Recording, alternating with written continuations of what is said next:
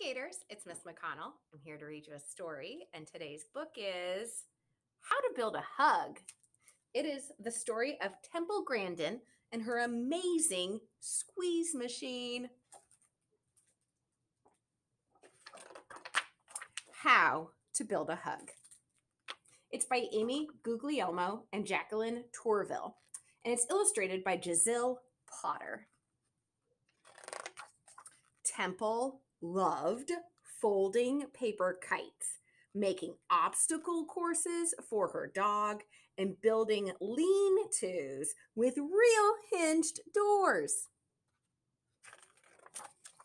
Temple did not like scratchy socks, whistling tea kettles, bright lights, or smelly perfumes. And Temple really didn't like hugs. When other kids looked sad, lonely, or scared, Temple could see that hugs cheered them up. If people were grateful or really happy, they passed out hugs like cookies. And holding your arms out wide usually meant you wanted a great big hug. Temple wanted to be held too, but to her, hugs felt like being stuffed inside the scratchiest sock in the world. If anyone tried to give her a hug, she kicked and screamed and pulled away. At school, Temple wasn't like the other kids. No one understood that when the classroom fan whirred, Temple imagined a dentist drill. That to her, the voices in the loud, stinky cafeteria roared like a jet engine, and the school bell clanged like a woodpecker, knocking on her head.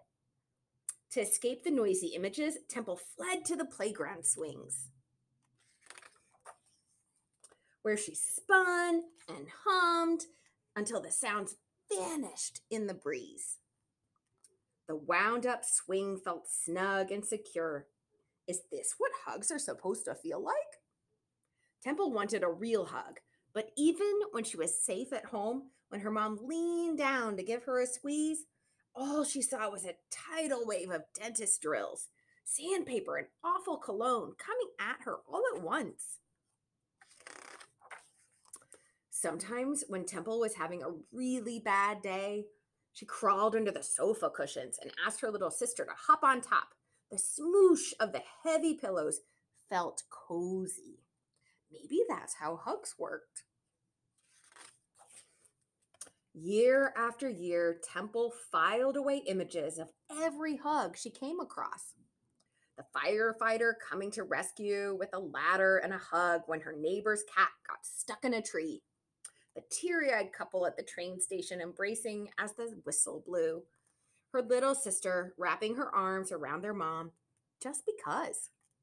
And once, when Temple was in her front yard building a maze for her pet mouse, she heard a baby wailing like a fire engine and looked up to see a mom swaddling her fussy child in a blanket. As the mom swayed back and forth, the cranky baby instantly hushed. How do hugs do that? When she got older, Temple attended a special boarding school that gave kids like her a chance to grow.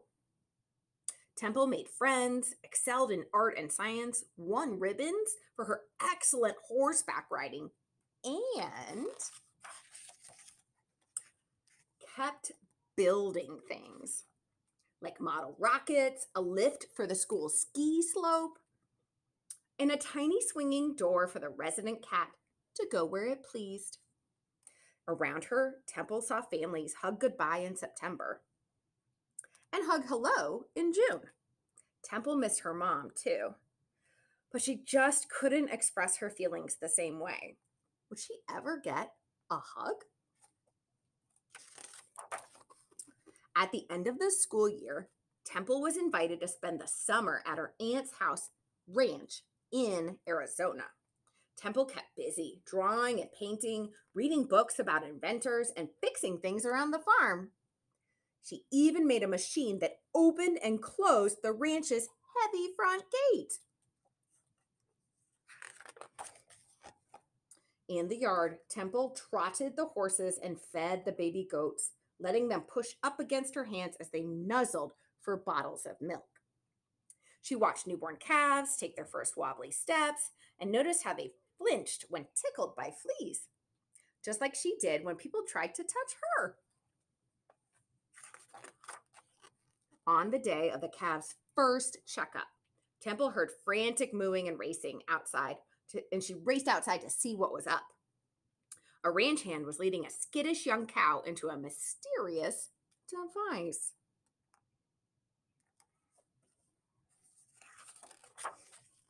Her aunt explained that the squeeze chute helped cows stay calm during vet exams. Temple watched as the man pressed a lever, releasing the sides that cradled the animal into a snug embrace. Almost immediately, the nervous calf stopped its lowing and stood perfectly still. And suddenly, Temple had an idea. She ran to the barn and quickly sketched a plan. She took measurements and sawed planks.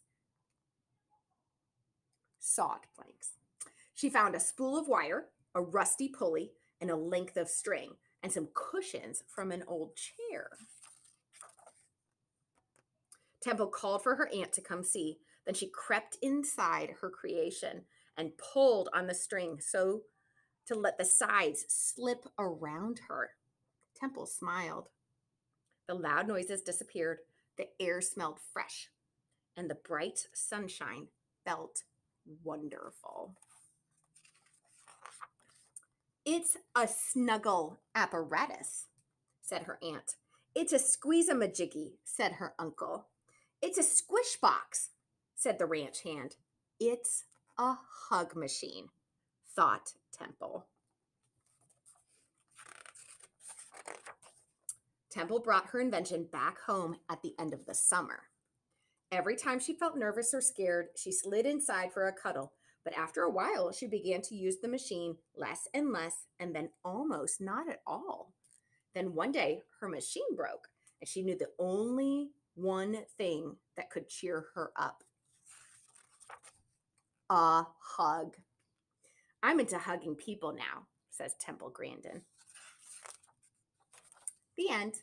At the back of the book is an author's note and a quote from Temple Grandin. It says, "I use my mind to solve problems and invent things." And there's so much more information about her in the back. If you want to check this book out or another amazing story about an amazing woman, just go put it on hold and I'll bring it out front to you or drop it off at your classroom. Have a great night, Gators.